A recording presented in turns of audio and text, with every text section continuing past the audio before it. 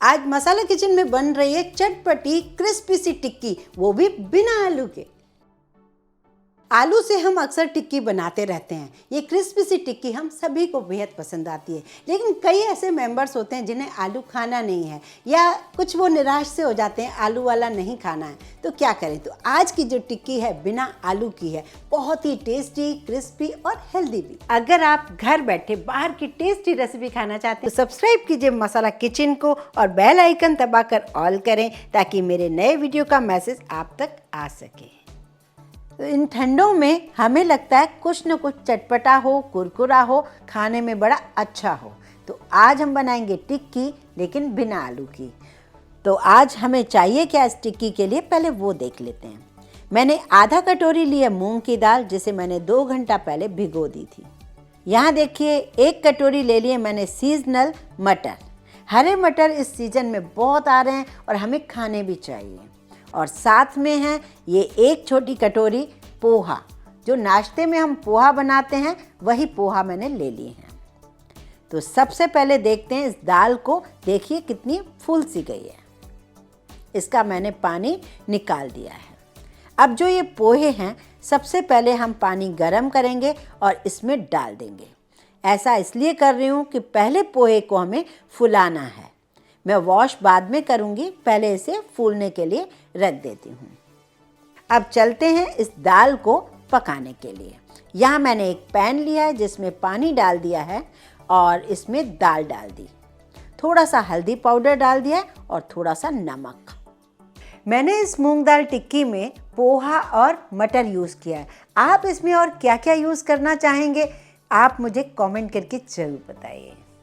और हाँ, आप हमारी वो रेसिपी ज़रूर देखिए जो शादियों वाली टिक्की कैसे बनती है, मैंने वीडियो वो डाल रखा है। और वेजिटेबल कटलेट कैसे बनाई जाती है, उन दोनों की मैं लिंक्स डाल दूँगी, आप उन्हें देखिए और उनका भी इंजॉय कर सकते हैं। ये जो ऊपर ऊपर पूरी झाग सी आ जाती है, इसे हम निकाल लेते हैं। ये हमारी दाल का स्वाद खराब कर देती है। इसकी हमने झाग निकाल ली है। अब हमें इसे थोड़ा पकाना होगा। यहाँ देखिए दाल थोड़ी सी सॉफ्ट हो गई है। बहुत ज़्यादा हमें नहीं पकानी है, बस सॉफ्ट होनी चाहिए, खिली खिली रहनी चाहिए। इसका सारा पानी हम निकाल लेते हैं। अब दाल का हेल्दी सा पानी है, तो दाल का पानी फेंके नहीं। दाल का पानी आप सूप में डाल दें या फिर इसी से ही आटा गूंथ सकते हैं। अगर आप हमारे चैनल पर नए आए हैं तो प्लीज़ प्लीज़ प्लीज़ इस चैनल को सब्सक्राइब करना बिल्कुल ना भूलें। अब यहाँ पर लिए मैंने थोड़ा पुदीना, अदरक, हरी मिर्च और धनिया, इन सबको भी हम काट लेते हैं। अब यहाँ पर है मटर, जिसे मैं ग्राइंड कर लेती हूँ।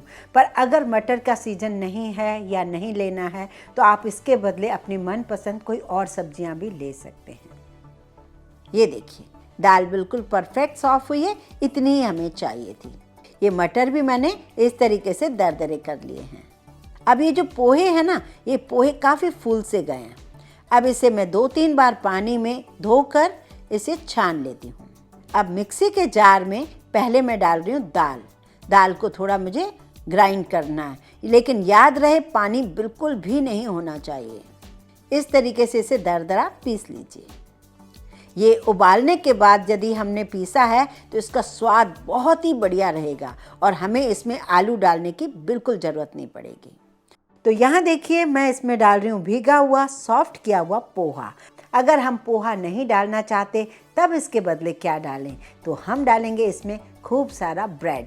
फ्रिज में अक्सर ब्रेड पड़ा रहता है, कई बार सूख सा जाता है, उसे भी इस तरीके से सॉफ्ट कर लीजिए और वो इसमें यूज़ कर सकते हैं।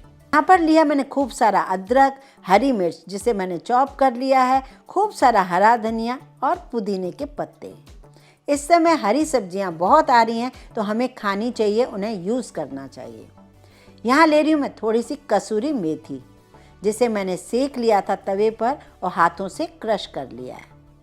1 चम्मच धनिया पाउडर, 1 चम्मच कुटी हुई लाल मिर्च पाउडर, नमक स्वाद अनुसार, थोड़ा सा हमने दाल में भी डाला था, 1 चम्मच अमचूर पाउडर, ये है आधा चम्मच गरम मसाला, आधा चम्मच जीरा पाउडर, ये है थोड़ी सी काली मिर्च पाउडर जिससे तीखी अच्छी बनेगी, और ये है थोड़ा सा काश्मीरी लाल मिर्च पाउडर।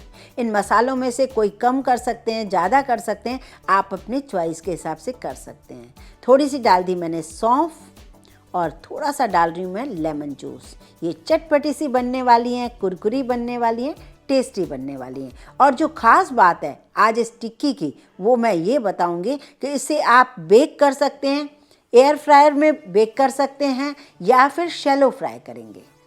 बिल्कुल भी डीप फ्राई करने की ज़रूरत नहीं है। इसे आप बनाकर भी फ्रिज में रख सकते हैं, जब मन करे तो बहुत ही बढ़िया है, ये ख़राब नहीं होंगी। और चाहें तो इस मसाले को आप सेक कर भी इसे पूड़ी में भर सकती हैं, पराठे में भी भर सकती हैं। इसका पराठा बहुत टेस्टी बनेगा, बहुत ही टेस्टी ये मसाला बनकर तैयार होता है। हाथों में थोड़ा सा ऑयल लगाइए और इसी गोल गोल टिक्की बनाते जाइए। मैंने आपको तिल की बहुत सारी रेसिपी दी हैं, मंगोड़े भी मैंने बनाए हैं। इस बार मैंने मंगोड़े के बदले ये मूंग दाल की टिक्की बनाई है। कैसी लगी आपको मुझे कमेंट करके ज़रूर बताइए। सारे इंग्रेडिएंट्स घर के ही हैं, तो इसलिए आपको बनाने में कोई प्रॉब्लम नहीं आएगी। जब मन करेगा आप बना सकते हैं। यहाँ पर देखिए मैंने एक पैन में थोड़ा सा ऑयल रखा है और इसे हम शैलो फ्राई करेंगे। और हाँ, आपको बहुत सारी ऐसी ट्रिक्स जो हमें डेली यूज़ में काम आती हैं, वो अगर आपको देखनी है तो आप हमारे दूसरे चैनल माँ ये कैसे करूँ वहाँ ज़रूर देखिए। यहाँ देखिए धीरे धीरे हमें देखना है कि ये पक चुकी हैं, तभी हमें पलटना है। जल्दी जल्दी करेंगे तो ये टूट सी जाएंगी। ये बहुत ही बढ़िया टिक्की बनती हैं।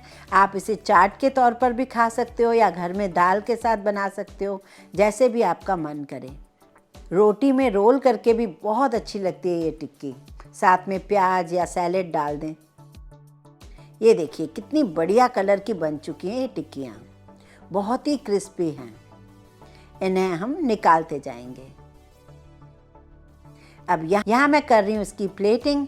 ये देखिए ये रेड चिली सॉस ली है मैंने, ग्रीन चिली सॉस ली है, थोड़ा सा दही ले लिया है। अब रखते हैं हम टिक्की। इस टिक्की में मैंने green chilli sauce, red chilli sauce जो अभी अभी मैंने डाली थी, आपको बताई थी, वो मैंने यूज़ की है। बहुत ही चटपटी अच्छी लग रही है। आपने कोई चिली सॉस बनाई? अगर बनाई तो मुझे कमेंट करके ज़रूर बताइए। इसके ऊपर थोड़ी सी मैं डाल रही हूँ मीठी चटनी, दही वगैरह के साथ आप सर्व कीजिए। ये होममेड रेड चिली सॉस बनी हुई है और ग्रीन चिली सॉस थोड़े से बारीक सेव के साथ, हरी मिर्च के साथ या सैलेड के साथ सर्व कीजिए। बहुत ही पसंद आने वाली हैं। शाम को चाय के साथ बनाइए या डिनर या लंच में बनाइए, जब भी बनाइए ये सब जगह सेट हो जाएगी। आपको बेहद पसंद आने वाली हैं। इसे आप ज़रूर ट्राई कीजिए, बहुत ही बढ़िया लगेंगी। वीडियो पसंद आए तो लाइक ज़रूर कीजिए, ज़्यादा से ज़्यादा शेयर कीजिए। इस चैनल को सब्सक्राइब करने में बिल्कुल कंजूसी ना कीजिए।